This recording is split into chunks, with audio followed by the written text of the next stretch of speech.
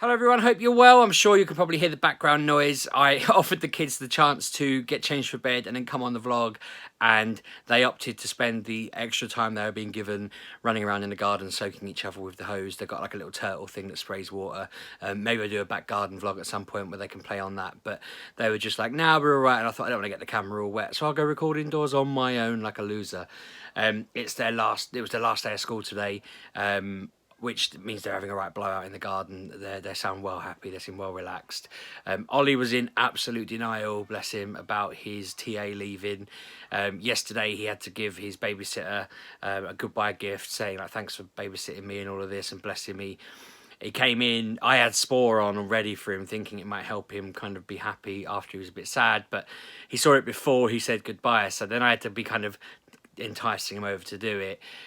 He was okay. He sort of said, "See you tomorrow," and I was like, "No, Ollie, give her the gift, say goodbye. You might see her again next term." But we were trying to have the conversation in passing, like that. He's not the only person she looks after, and the odds of her just having an empty 6 weeks and then suddenly being available again are slim. So we said, look, it's probably goodbye. You need to say goodbye properly, otherwise you'll feel sad when you haven't done it. Because I know what he's like. He'll see her drive off and then get upset. So he sort of said, see you tomorrow, and then he was like, see you soon, maybe see you. And then he just sort of, bless him, we didn't prompt him, but he said, see you never, and he just walked off in a bit of a lull and had a little cuddle, but he was okay. Then this morning he had to say goodbye to his TA as well, the lady who's been working one-to-one with him all year. He's in absolute denial about that. He basically said he said, this is a holiday present, not a leaving present, and gave her a gift. She got upset. He kind of just didn't, and he's been telling us she's not leaving whenever we've brought it up. So we're not bringing it up anymore. But he'll kind of come to terms with it in his own way, or he'll stop thinking about it, I think. I don't anticipate him going into year 2 looking for her. I think he'll just, because it'd be a different class and everything, he'll just have, this is how it is in this class kind of thing. It's a shame though. They have agreed. I know she was saying she'd meet up with us over the holidays because she lives nearby, go for a picnic or something, which I thought was really sweet of her to offer. That's a really kind thing to do. Whether it will happen, I believe it will. But she'd said it to Claire, not to him. But I think he must have heard, because he was saying we'll go for a picnic over summer, so that'd be nice. They can arrange to do that. But yeah, it's interesting. We had our EHCP meeting at school yesterday. I was a bit nervous about what they were going to say. We already knew they were going to, we'd nominated them as our school, and that the odds of them being able to say no about that were very slim. There wasn't any kind of way they could, but we were still kind of nervous about how they'd talk about it, because I had agreed with them that we were going to chat and we were going to nominate them if we felt the school were okay, because what I didn't want to do was nominate them, they try and make it work, and it just be hell. Because we've not had a phone call from them in 3 weeks, like, about issues. So it's been going really well, because they've been giving him everything they can while he's there, and it's worked, which shows it does work. So we were kind of like, okay, if they can carry that on, great. If they can't, then let's not beat around the bush. Let's see what else we can do. So we couldn't have this meeting before we'd nominated. So I asked them for a quick read through over the phone. They read through it. They sent me an email. They said they were sending me some corrections or additions they wanted to make. And when I got it, it was just spelling mistakes. And I think I mentioned this before. They wanted to change bad behaviour, which is one of the things that the caseworker had written. They wanted that to be changed to something about, like, it wasn't even bad decisions. It was just wrong decisions, or negative decisions. It was something very diffusive, and it was interesting that they'd suggested it, because it's like, okay, cool, so they're showing they don't want it to be bad behaviour. Anyway, so we went in for the meeting, and it was the head and the Senko, and she immediately said, we've had the proper, this is what you're getting kind of thing through, this is how we're going to support Ollie. And she said straight away, like, we've accepted that we've said yes, we're happy to be nominated on that. They then have to make the final offer, because it's only a draft at the moment. And she said once the final offer has been made, she sort of said it's unlikely that it will change from what they've promised in the paperwork, but there's always that small chance it might. She says, subject to it not changing, they're happy to go ahead, but if it changes, then they need to push back and appeal. She said, there's nothing for us to worry about. That's just something for them to sort out. She said, odds are it'll come back exactly how they've written it and it'll be fine. She said that they were like saying to me, they were explaining to me that at the moment they have enough funding that they feel they could support Oliver 100% to midday like they have been, and that the amount they're being offered would cover the rest of the day, basically. So it's like they'll have what they need. They said it won't be in the form of a one-to-one, which we knew anyway. She said they have to be a bit creative with it. It's got suggestions in there. They talked about the things that they're currently doing. She said that basically, yep, they feel like it'll be fine. They'll get what they need. We'll work together. They were really kind about it. They were really like, look, they said to me, this is the fastest EHCP they've ever seen. For them, the school and the schools that she works with, because she's across a few schools, she's never seen one go through this quickly, which is interesting, because I said to her that's a testament to the effort she put in, the effort we've all put in really in making sure we chase it up, how good the caseworker was. We've been very lucky. The caseworker was really on it. She understood that it was obviously end of term coming up, so she pushed harder to get it done, because we'd said we needed it with enough time, that because obviously if we were meeting today to talk about it, which I think today was the original deadline, we'd managed to push it to the 19th, but then she managed to do it a week before that, so we were very lucky. That we all agreed it had been a very smooth process because we'd all worked on it and we'd all been good with it, which, yeah, I recommend anyone else who's starting it or in the middle of it and doesn't feel like theirs is going well, try and get the Senko on side, really. Try and get the support you can from them, because we were just honest with them. I just said, look, I was very honest all the way through, saying I just want them to be happy.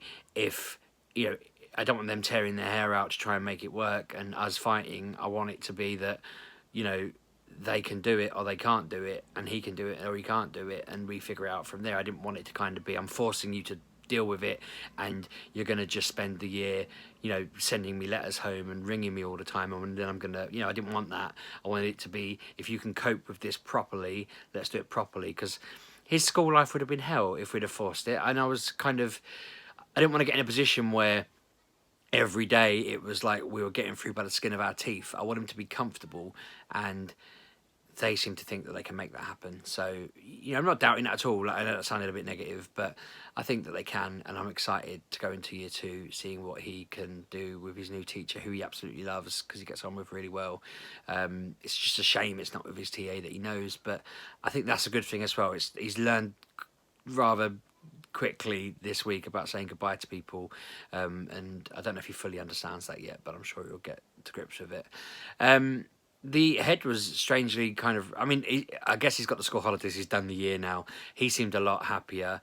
I feel like he was probably, so I've mentioned in the past that he's been very upset about whether he needs to exclude and this, that and the other. And I think the fact he's had 3 weeks without any issues, the fact he's had the funding sorted, the fact that everything's gone through, I think has made him feel a bit better. He seemed, Claire remarked on it, and I'd noticed it, that he seemed a lot more calm in the meeting, a lot more he said to me, he was like, I know it's been a difficult year, but he said there have been some golden moments and we're looking for plenty more next year. And we were like, that's a nice way to put it. And I said, well, thanks very much for your patience, for your help and all of this. And they just both laughed. Not at all. It's not about being patient. We want what's best. And it was just nice. We just left the meeting and I just thought, they're all right. I've given them some grief over the year because we've been stressing. Not as, I haven't been as, on it as a lot of parents would have been angry wise. I think we've handled it, knowing the people, being in the situation, I think we've handled it right. I feel like it's going well. We talked about getting an occupational therapist for writing with Ollie because it's a problem at the moment. He doesn't like writing and we don't really know why, what the issues are. We're trying to find the underlying causes. They reckon there's none in Lincolnshire, it won't happen, but they're in Cambridgeshire, so they might be able to swing it somehow. We need to go and have a conversation now to see whether we can get that sorted. But she sort of said to us, there won't be one. They'll tell you they'll have a look and then they'll say there isn't one. So she'll start the ball rolling in Cambridgeshire and see whether she can get one, even if she has to pull a few strings. So there's that. The alternative is we look at private, which sounds expensive, and I don't really fancy that. But if writing's really important, it's like one of the key things. So if it comes to it and that's going to be the answer, then that's what we'll have to do. But I just worry about running down those routes when it can become very expensive very quick.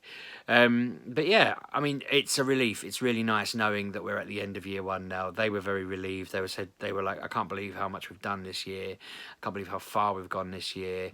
You know, we've had 3 weeks, as I say, with no issues. We had one, in fact, I didn't really mention it, but we had one issue this week where another child told Ollie to go and hit someone with a stick, I think it was, or hit, to do something, and they didn't punish Ollie for it. They punished the child who told him to do it. They took Ollie aside for a minute to calm him down because apparently he'd been worked up by these other kids to do something, and that was interesting because that hasn't happened before. I don't really know the full circumstance, but they just mentioned it in passing and said, don't worry about it. It's more a case of we've had to deal with it with other people, but we just wanted to let you know that he might bring it up, and it's like, that's cool. It's all good. It feels like it's a very positive situation. I'm glad that we've basically got, I won't have any of that to talk about over the 6 weeks, really. I mean, we're waiting for the speech and language therapist report. I'm keen to do a video talking about those results because they talk about how I think I said before, he's really advanced in certain areas according to their study, and I'm keen to explore what that means and cover that off. But yeah, that'd be interesting, so I'll cover that when it comes. But other than that, there shouldn't be any kind of this happened at school, that happened at school, this is a drama, that's a drama. It should all be done. I don't think anything else has really happened this week. I had my injection earlier. I had a bit of an accidental Alan Partridge moment where I arrived and I said to her, I arrived too early and I'm getting nervous now. I've been here 20 minutes. And she said, oh, it's all right. She went, we're going to inject you in your right cheek today. And I said, oh, I thought you might. I've prepared it. And she laughed, and then it went quiet. And then as I was I have to stand at a bed at the side of the bed, and I just kind of went, just to be clear, I haven't actually prepared anything. I didn't actually do anything to prepare for this. And she just kind of went, all right. And I just stood there cringing, thinking, why did I say that? Why didn't I just let the joke just disintegrate in the air and forget I'd ever... She doesn't care. But I just stood there then in silence. She stood there in silence. I then felt mega awkward. And she was going to say, oh, you'll feel a sharp point, of the needle. And I just sort of said, oh, it takes forever. Because it was like small talk then, because I'd made a really weird comment. I got to go back in October. It seems so weird thinking, I got to go back in October, then my next one is next year. 3 months goes by in a blink, so it makes me realise how close we are to January, that I've only got 2 more injections, and it's January 2020. I looked at it, and like 4 from now is obviously, I know that you can probably do the maths, but that's this time next year.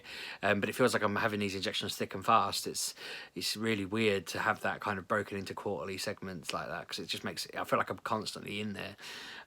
But that was good. Other than that, it's just chilled now. The kids are off. Claire's off for the rest of the week. I don't think she goes back till Monday. She's got a 4-day weekend now. I'm a little bit gutted because I have to get up and go to work while they all stay in bed. Tomorrow she has to get up because Ben has nursery, and it means if she doesn't get up, she's got to run around and look after him all day in the heat, hottest day of the year or whatever it is. So I said to her, you want to send him to nursery because then they can run around after him in the hottest day of the year. You can relax in the paddling pool out in the garden with the other 2. So that's what she's going to do. I'm just going to pass out from heat at work, I imagine, because it's going to be it's meant to feel like 40 degrees. We've got aircon, but it didn't really help much today. It was horrific. Anyway, I'm going to wrap up there. We've got quite a clear weekend ahead. Ollie's got a birthday party Saturday. It's that time of year again where I'm supposed to be thinking of birthday presents I want, and I have no clue what I want. So if anyone has any gadget cool stuff ideas and stuff like that, annoyingly I was looking on Amazon for things they could recommend I might like, and their number 1 recommendation was 1,000 sachets of sugar, and I thought, well, what am I going to do with them? Why is Amazon's algorithm suggesting that that's the thing it thinks? It was like, based on your search habits and previous purchasing habits, this is what we think you should buy. And I've looked through all of those, and I can't see anything that hints to why they've picked sugar. We were laughing, thinking maybe because we bought tea lights the other week, and maybe they've misunderstood that a tea light is a candle, not a cup of tea. I don't know. I can't think of anything else. But even if I'd bought tea bags, why would I want 1,000 sachets of sugar? Amazon's algorithm's broken.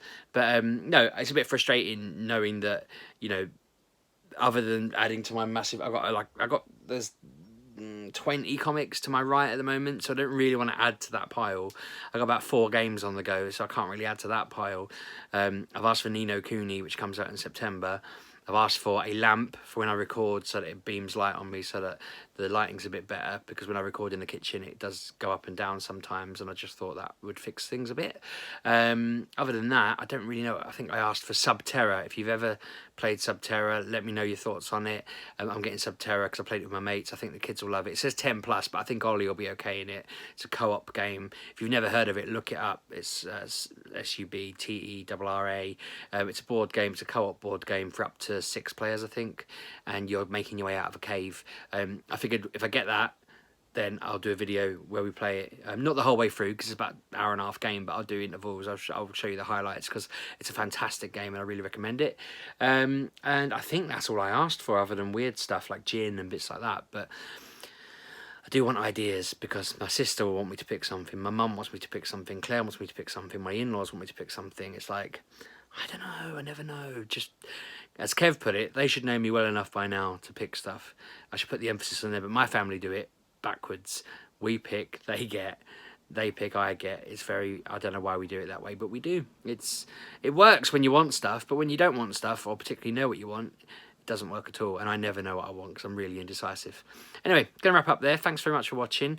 Subscribe, like, comment, all of that. I'll do a video over the weekend, and yeah, I'll see you soon. Cheers.